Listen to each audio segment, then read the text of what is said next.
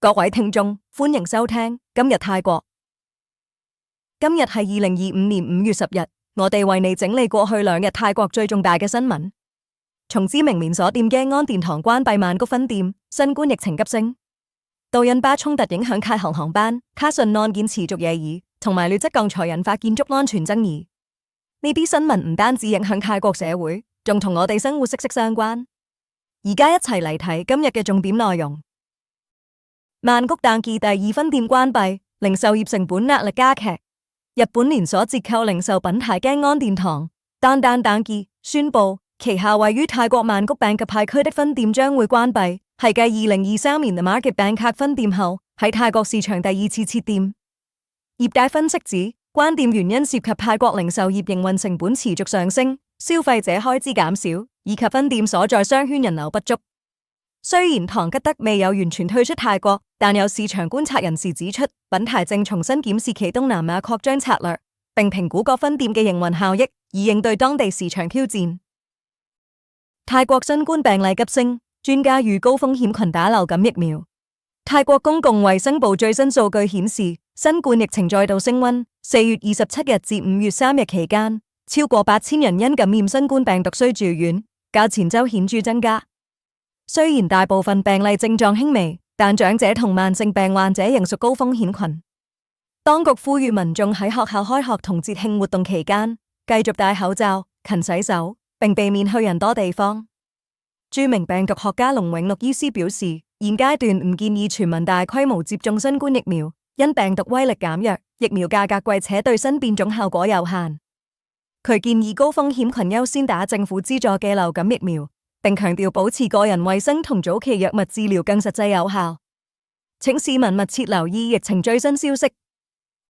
泰國5月文化盛事農耕節同遺失節吸睛。泰國5月迎來2大文化節慶，展現傳統魅力。農耕節係皇室主持嘅農業儀式，祈求豐收；遺失節係佛教節日，紀念佛陀誕生、開悟同圓寂。皇家農耕儀式喺曼谷大皇宮舉行，國王雅扎拉隆功親臨。聖牛預測來年風調雨順，農作物同貿易將繁榮，吸引大批民眾同遊客觀禮。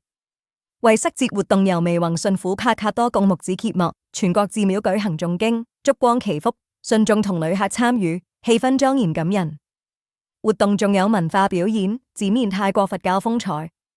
為推動旅遊，政府計劃喺遺失節前放寬觀光區酒類銷售，促進餐飲同夜間經濟。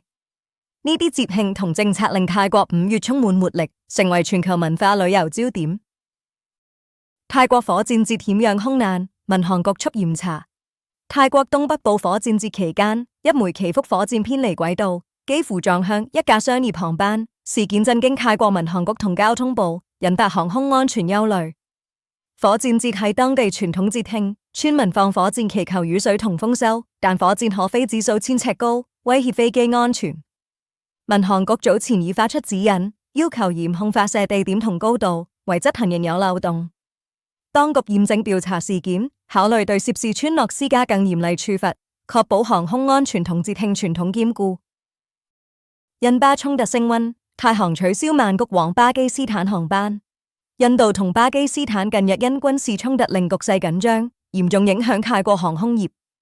印度據報向巴基斯坦軍事設施發射導彈，引發安全憂慮。巴基斯坦隨即封閉部分空域，阻礙國際航線。泰國國際航空泰航宣布，由2025年5月10日至15日取消所有曼谷往返巴基斯坦嘅航班，包括曼谷、克拉茨同曼谷拉合爾航線，以保障乘客同機組人員安全。泰航表示，受影響旅客可改期或退款，呼籲密切留意官網同客服更新。泰國民航局已發出安全預警，促請航空公司避開危險空域。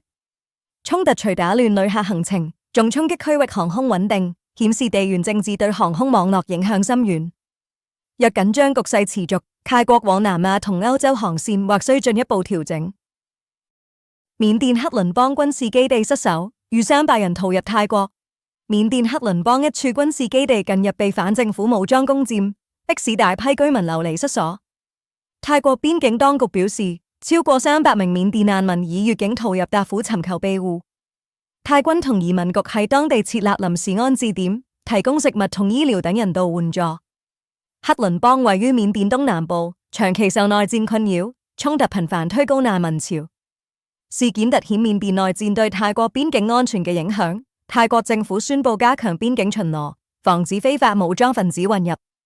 人權團體呼籲國際社會密切關注緬甸局勢，協助穩定邊境地區，確保難民得到保護同支援。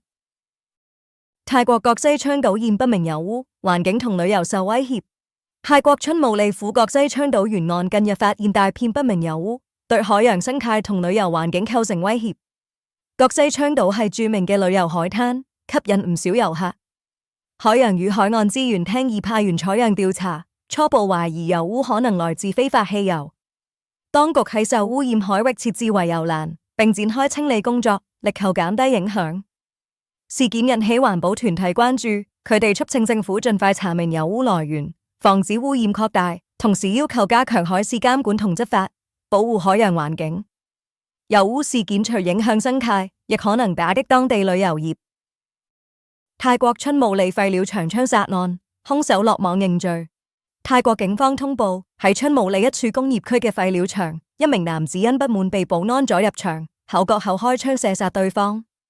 兇手案發後企圖逃逸，但迅即被警方拘捕，當場承認犯案動機同經過。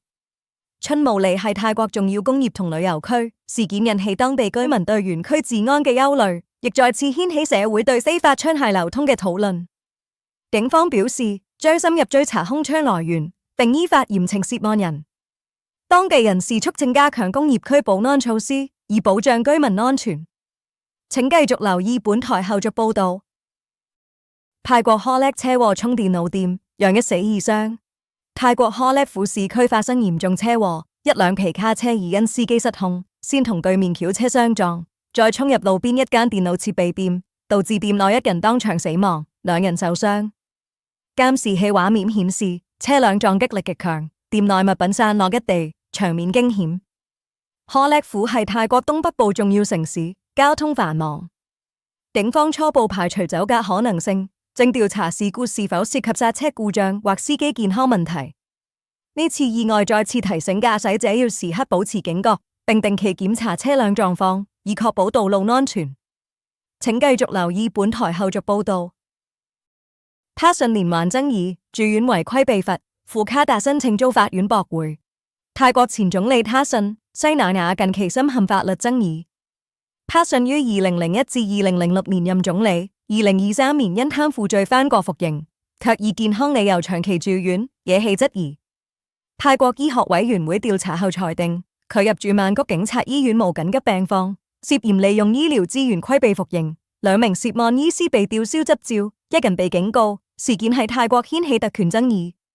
同時，刑事法院喺5月8日否決他信傅卡達參加非正式貿易會談嘅申請，指行程欠具體安排，屬個人事務，恐影響法律程序。外界解讀，法院對高層政治人物嘅特權審查日趨嚴格，顯示司法零容忍。呢兩宗事件可能影響6月13日最高法院嘅刑期聽證會。泰國政壇熱議他信嘅未來動向。泰航前董事長警告，政治干預或致公司倒閉。泰國國際航空泰航前董事長皮亞斯瓦斯蒂近日公開警告，新一屆董事會若受政治干預，將令泰航嘅重組計劃功虧一簣。泰航自2020年申請破產保護後，近年努力復甦，力求財務穩定。佢指出，若政府政策不穩或董事任命欠透明，將嚴重打擊公司財政同市場信心。泰航係泰國國營航空，國際形象備受關注。呢番言論喺航空業界引起廣泛共鳴。外界亦擔心，政府若介入企業管治，可能損害泰航嘅競爭力同全球聲譽。泰航表示將致力維持獨立營運，業界呼籲政府確保公平管治。泰國劣質鋼材威脅樓宇安全，工業總會促禁止。泰國工業總會 FTI 警告，大量劣質鋼材可能令建築物隨時倒塌，嚴重威脅安全。呢啲鋼材佔市場超過一半，每年用量達160萬噸，因品質差劣，恐令樓宇結構不穩。今年3月，曼谷國家審計處大樓因7.7級地震倒塌，造成15人死亡。調查發現大樓用咗呢類劣質鋼材，引起全民關注。FTI 促請政府禁止呢啲鋼材用於建築，參考中國2017年嘅禁令做法，並要求嚴格檢查鋼材品質，確保樓宇安全。工業部已關閉多家問題鋼廠，並展開調查。業界同公眾期望當局採取行動，提升泰國建築標準同安全。曼谷市長施政受讚，投訴程式解70萬問題。曼谷市長查察西提潘公布過去3年嘅施政報告，民調顯示超過64%市民對佢嘅工作滿意。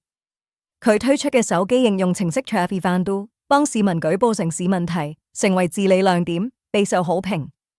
Traffic Fandu 俾市民輕鬆投訴垃圾堆積、道路破損等問題，至今已解決超過70萬宗投訴。市民讚賞程式回應快、效果好，令曼谷更乾淨整潔。查察計劃升級呢個程式，打造更智慧嘅城市。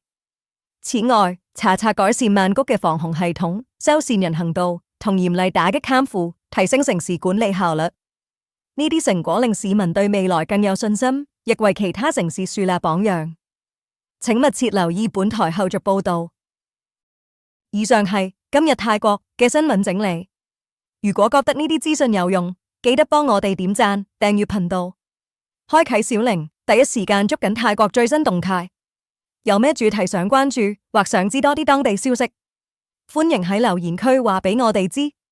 多謝各位收看，下次見。